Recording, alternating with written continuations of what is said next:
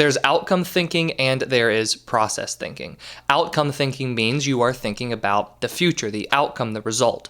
Process thinking means you are thinking about what's going on right now and the process that leads to the result.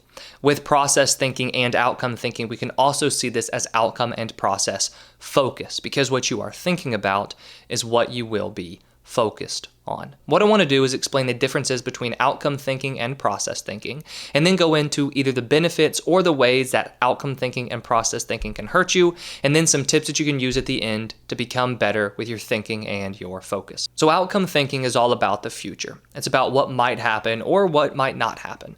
Some examples of outcome-oriented thinking involve thinking about the score, thinking about your stats, so what your stats will look like after the game, what coach will think of you, what your teammates will think of you, whether or not you'll make it to the next level. All of that can be lumped into the outcome. Anything that happens as a result of what you need to do. So anything that happens in the future. Process thinking, on the other hand, involves what's happening right now. So the process or the steps that lead to that result. Some examples of process thinking or process focus can be focusing on your training throughout the week, focusing on an at-bat routine, a pre-at-bat routine, focusing on a pre-shot routine, focusing on whatever's happening in the moment, because the truth is any sort of outcome that you want is a result of what's happening right now in the moment. And so the difference between outcome thinking and process thinking is that outcome thinking is about what might happen in the future. Process thinking is about what's happening right now. An analogy that I always like to use is the difference between a completed puzzle versus puzzle pieces. The completed puzzle is the outcome. It's the result that you want. It's the reason that you are sitting down to do the puzzle. But the way that you get that completed puzzle is by focusing on all the pieces. You need to put all these pieces in place in order to get that outcome, which is the completed puzzle.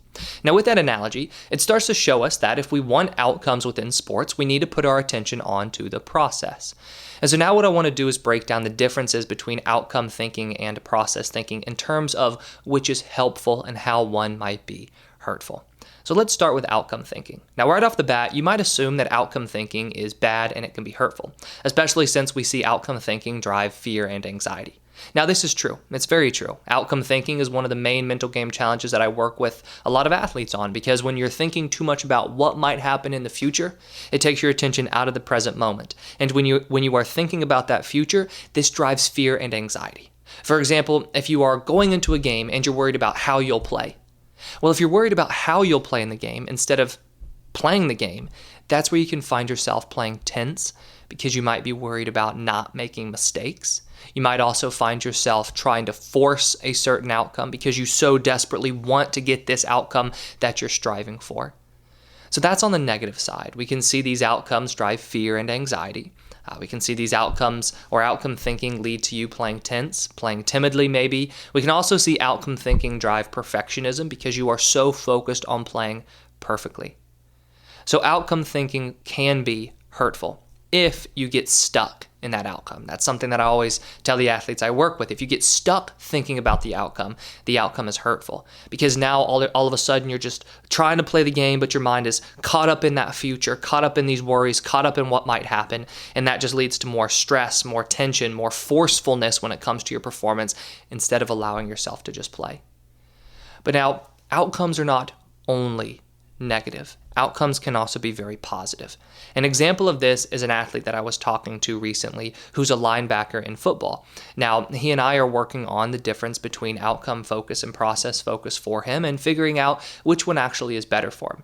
And I had him complete an exercise where he outlined all the different outcomes that he thinks about and he worries about when he plays.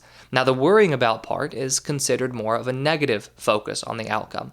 But just because he's thinking about an outcome immediately does not mean that he is worried about it. And so what we did was we then made it a distinction between which of the outcomes that he is thinking about lead to worries and which ones actually lead to motivation. So the number one way that I see outcomes help athletes is when they are used as motivation. This might be that you have the outcome goal and you're thinking about the outcome of making it to the next level. That drives motivation for you to train because you want to make it to the next level. Or let's say that you want to beat the team that you are about to play. So that's an outcome focus right there because you want to beat the team. But because you want to beat them, you then use that as motivation to give extra effort in the moment and be more focused on what you are doing. So do you see a key characteristic of when outcomes are helpful? When outcomes are helpful, we don't get stuck out there thinking about the future and thinking about the outcome. When outcomes are helpful, we think about the outcome, and then that thinking drives our attention back into the present moment, and we use that as motivation to give more effort and attention to what we are doing right now, whether that is what we're doing within this present game or it's the training that you do throughout the week. But that's how outcome thinking can be helpful, as motivation to turn your attention and turn your energy back into the present moment onto what you need to do to achieve that outcome. Now, process thinking, on the other hand, is largely positive. To be honest with you, I have not come across an athlete where we've been focusing on the process and then all of a sudden that turns into a negative for them. Because process thinking is where you are giving your attention fully and completely to what you're doing, right? You're focused on the process. You're focused on the steps you need to take to get the outcome that you want. Whenever I'm working with athletes on sports performance anxiety, one of the first things that we do is we identify what are the outcomes they think about, and then we work on turning their attention onto the process instead. Because outcome thinking drives anxiety, right? If you get stuck in the outcome, if you get stuck thinking about what might happen or what might not happen and how I don't want to make any mistakes today and I'm worried about what coach will think, well, then we'll see this anxiety grow. However, if you can let go of that worry and focus on the process, so focus on what's happening right now, there is a lot less anxiety, because anxiety by definition is thinking about the future and those worries about what might or might not happen. Now, whenever you're focused on the process, what this ends up doing is it ends up giving more effort and more energy to whatever you're doing at that moment, right? So you end up giving more attention and more intent to whatever you're doing. This might be in practice where you are focusing on the drill you're doing, or it might be during a game where you are giving more attention to what's happening in the moment. The truth is, whether you want an outcome or you don't want an outcome matters little to the actual result you get. What matters a whole lot more is the effort you put into the process that's taking place right now, because the process that's taking place right now is what will lead to the result that you want. So you can really, really want to get that hit.